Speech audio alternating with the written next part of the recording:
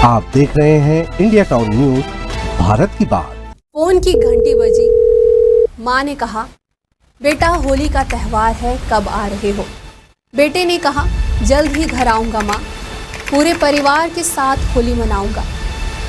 बेटा होली से पहले घर तो आया, मगर कफन ओढ़कर। अभी आपने जो मंजर देखा, उसे देखकर हर किसी का दिल भर आया, सबकी आंखें नम हो गई।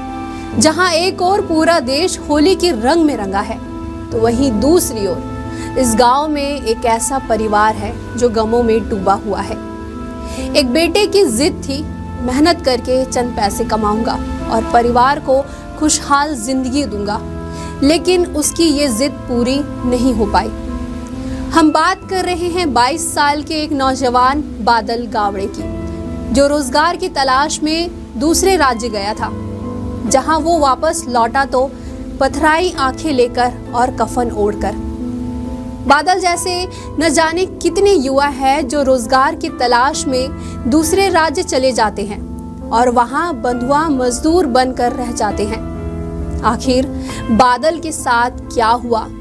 उसकी मौत कैसे हुई? क्यों आज के युवा पलायन करने को मजबूर है? जानेंगे हमारी इस खास रिपोर्ट में।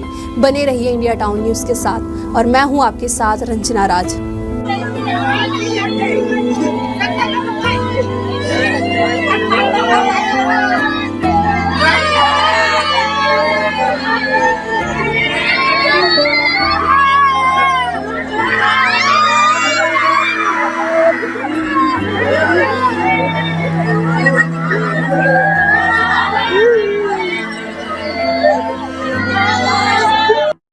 वो साल 2024 के अगस्त का महीना था, जब 22 वर्षीय युवक बादल गावड़े किसी के बहकावे में आकर बेहतर रोजगार की तलाश में बोरवेल खनन के कार्य से जुड़ गया और अपनी जन्मभूमि से 1000 किलोमीटर दूर महाराष्ट्र के सांगली जिले में काम करने जा पहुंचा।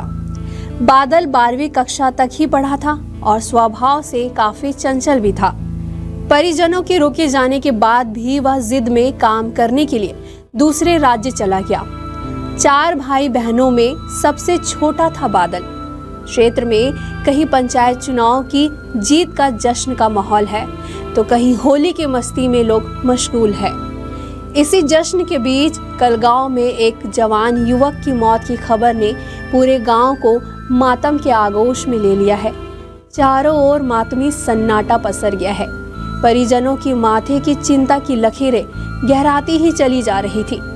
बादल की मौत की खबर पर किसी को यकीन नहीं हो रहा था और सैकड़ों किलोमीटर दूर से आई मौत की खबर से गांव में सनसनी फैल गई। जिस ठेकेदार के पास बादल काम कर रहा था, वह बादल की मौत का कारण बार बार बदलकर बता रहा था।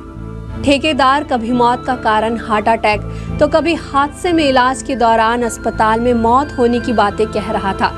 ये बातें परिजनों के मन में संदेह पैदा कर रही थी।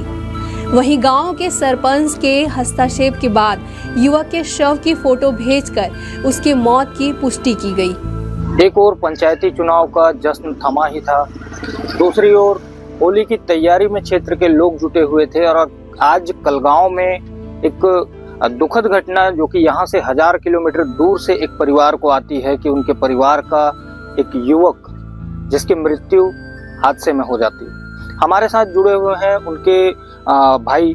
हम उनसे भी जानना चाहेंगे कि उनकी उम्र कितनी थी और वो कब से वहाँ गए हुए थे, क्या उनको क्षेत्र में कोई रोजगार के साधन के लिए आपके द्वारा बोला गया, इस तरीके की जानकारी हम आपसे चाहेंगे कि क्या आपने उनको रोका नहीं था जाने से पहले? हाँ, जाने से पहले बहुत बार रोका था। एक बार तो मैं लेने भी गया था, फिर उसके बाद आ गया। उसके बाद मैं स्कूल भी गया, स्कूल बीच से ही गया था। फिर आज का फिर स्कूल कंप्लीट किया, 12वीं पास किया। उसके बाद फिर अभी बीच में था, उसके बाद फिर चला गया, 8 महीना हो गया। तो उधर से जैसे आज आपको खबर आई तो सबसे पहले उधर से फोन करके क्या बोला गया आपको? बोला गया कि आपका भाई का मतलब बोर ऐसे ऊपर से गिरा है, ऐसे बोले। वो भी 5 फीट 5.5 फीट बोले। अच्छा, फिर आपको उधर से किसने फोन करके बताया कि उनकी मृत्यु हो चुकी है? बोर गाड़ी मालिक। और अभी उनके शव को लेकर के कौन आ रहा है? गांव की है, गांव का एक है जी। तो ये हमारे साथ उनके भाई थे। सभी अभी शोक संतप्त परिवार है, हम ज्यादा सवाल ना करते हुए एक चीज ये भी बताना चाहेंगे कि विधानसभा बजट में भी रोजगार की बात उठी और कहीं ना कहीं पे बेरोजगारों को निराशा ही हाथ लगी। हजारों शिक्षक बर्खास्त कर दिए जाते हैं, और हाथ लगती है तो निराशा। अब मैं इसमें ये समीकरण एक समझने की कोशिश करूंगा कि किस तरीके से पढ़े लिखे लोग जो छत्तीसगढ़ में अभी रोजगार को लेकर के त्राहिमाम मचाते दिखते हैं, बेरोजगार जिस तरीके से धरना प्रदर्शन करते दिख रहे हैं, तो एक 12वीं पास युवा किस नौकरी की ही आस करेगा और आखिर में दम तोड़ेगा किसी दलाल के ऐसे चंगुल में फंस करके, किसी दूसरे राज्य में दलालों के चंगुल में फंस करके आखिर में दम तोड़ेगा और लास्ट में कहा यह जाएगा कि ये उसकी हार नहीं, सिस्टम की मौत है। हमारे साथ क्षेत्र के जनप्रतिनिधि भी हैं, पूर्व में सरपंच रहे हैं, हम उनसे भी जानना चाहेंगे। नरेंद्र नाथ जी, मैं आपसे ये जानना चाहूँगा कि हमारे क्षेत्र में ही 2 बड़े प्रोजेक्ट्स चालू हैं, जैसे कि रावघाट एक है, एक 4 गाँव है, तो ऐसे क्षेत्र के युवाओं के बाहर जाकर के काम करने को, क्योंकि ये आपके परिवार का था, मैं इस बारे में ज़्यादा सवाल न करते हुए ये जानना चाहूँगा कि क्षेत्र से और भी जो युवा बाहर जाते हैं काम करने के लिए, क्योंकि ये क्षेत्र की पहली घटना नहीं है, और भी लोगों ने जान से हाथ धोया है, तो क्या कुछ कारण होते होंगे, कहाँ विडंबना है, कहाँ पर एक कसावट की ज़रूरत है कि क्षेत्रीय जो लोग हैं वो क्षेत्र में ही रह करके एक रोजगार पाएँ? सबसे पहले तो मैं यही कहूँगा, ये बहुत बड़ी दुख की बात है और दुखद है। मैंने अपने परिवार से अपना छोटा भाई खोया है और दुख की बात ये है कि हमारे युवा, छत्तीसगढ़ के युवा अपने आप से मजबूर होकर दूसरे प्रदेशों पर आश्रित हैं, जबकि हमारे छत्तीसगढ़ में भरपूर संपदा है, भरपूर संसाधन है और बेरोजगारों को रोजगार यहीं मिल सकता है।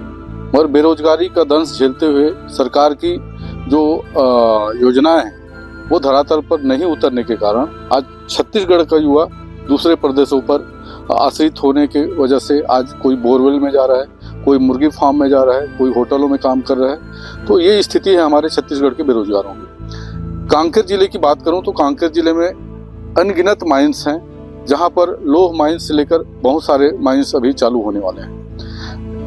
आज उदाहरण के लिए एक रावघाट माइंस है, 4 गांव माइंस है, और 2 रावघाट माइंस खुलने के बाद भी हमारे स्थानीय जो बेरोजगार हैं वो आज पूरी तरह से बेरोजगार हैं, क्योंकि सरकार ने जो भी प्लान करके यहाँ प्रशिक्षण करने का जो एक साधन खुला है, एक ITI, उदाहरण के लिए कलगांव की बात, तो कलगांव के जो शिक्षित बेरोजगारों को ITI में कोई किसी प्रकार का उनको मौका नहीं मिल रहा है। जो भी मौका मिल रहा है पूरे कांकेर जिले के लोगों को मिल रहा है ट्रेनिंग के लिए, या यूं कहें कि यहाँ पर अगर जिले का जो अन्य जो योजनाएं हैं धरातल पर नहीं उतरती, खासकर शिक्षित बेरोजगारों के लिए।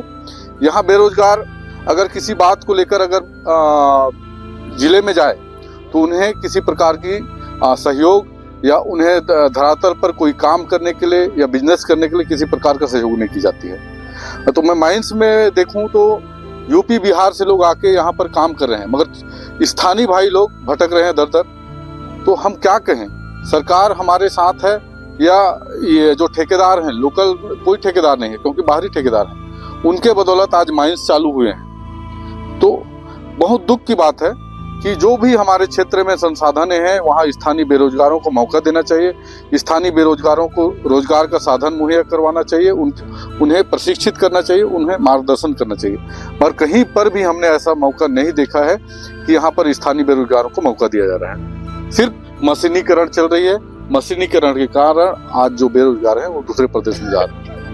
तो ये थे हमारे साथ नरेंद्र नाथ। मैं ये भी बताना चाहूँगा कि क्षेत्र में समय समय पर कौशल विकास के नाम से प्रशिक्षण तो करवा दिया जाता है, पर युवाओं को सही मार्गदर्शन के ना मिलने के चलते वो इस तरीके से दलालों के चंगुल में फंसकर तुरंत कहें या फिर कम समय में एक ज़्यादा पैसा कमाने की लालच में वो अपने आप को उन दलालों के चंगुल में फंसा बैठते हैं और अंजाम लगता है तो इस तरीके का, जैसे युवक की इस घर के युवक की मौत हुई है, इस तरीके का अंजाम उनके हाथ लगता है। मैं Vijendra Pandey, India Town News, अंतर्गत। प्रशासन पर उठ रहे ये सबसे बड़े सवाल, आखिर गांव के युवा पलायन क्यों कर रहे हैं? क्या राज्य में नहीं मिल रहा रोजगार? क्या पलायन करने वाले युवाओं का डाटा विभाग के पास है? और कितने बादल जैसे युवा दलालों के चंगुल में फंसे हैं? दरअसल अंतागढ़ क्षेत्र में यह कोई नया मामला नहीं है, जहां क्षेत्र के भोले भाले युवाओं को बहलाकर ज्यादा पैसों का लालच देकर दूसरे राज्यों में भेज दिया जाता है, जहां उन्हें जिल्लत भरी हालात में जीने को मजबूर कर दिया जाता है। क्षेत्र में ऐसा पहली बार नहीं हुआ है कि किसी युवक की मौत की खबर सामने आई हो। सोचने वाली बात यह है कि अंतागढ़ क्षेत्र में बीएसपी की 2 बड़ी माइंस संचालित है और बीएसपी क्षेत्र में बड़े दावे करती है कि क्षेत्र के बेरोजगारों को रोजगार दिया जाए। वहीं यह भी जानकारी सामने आई है कि श्रम विभाग के पास ऐसे पलायन कर चुके मजदूरों की कोई सूची नहीं है। और अगर बात यहाँ के संचालित माइंस की करें तो चाहे बात रावघाट की हो या चारगांव माइंस की हो, क्षेत्रीय युवाओं से ज्यादा बाहरी मजदूरों को काम पर रखा जाता है और क्षेत्र के बेरोजगार युवा फंस जाते हैं तो ऐसे दलालों के चंगुल में, और कीमत मिलती है तो मौत। क्षेत्र में कौशल विकास के नाम पर भी युवाओं को कई तरह के रोजगार मूलक प्रशिक्षण दिए जाते हैं, पर प्रशिक्षण की खानापूर्ति के बाद स्वरोजगार स्थापना के लिए सरकारी मदद न मिल पाने के कारण युवा कम समय में ज्यादा लाभ की झांसे में आकर बाहर तो चले जाते हैं, मगर जब लौटते हैं तो कफन में लिपटी हालत में। बादल जैसे कई युवा अपने परिजनों की आंखों में आंसू की सैलाब दे जाते हैं।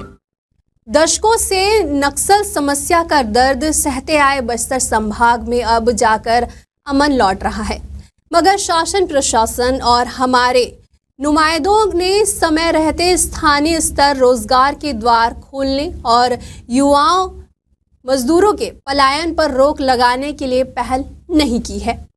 तो यहाँ के बेरोजगार युवाओं के सब्र का बादल फटकर बस्तर को फिर से अशांति की ओर धकेल सकता है। प्रशासन और जनप्रतिनिधियों को शासन की योजनाओं को धरातल पर साकार करने के लिए ठोस पहल करनी होगी। ये खास खबर हमें भेजी है अंतागढ़ से विजेंद्र पांडे ने। फिर हाजिर होंगे आपके जन मुद्दों को लेकर। मुझे दीजिए इजाजत। नमस्कार।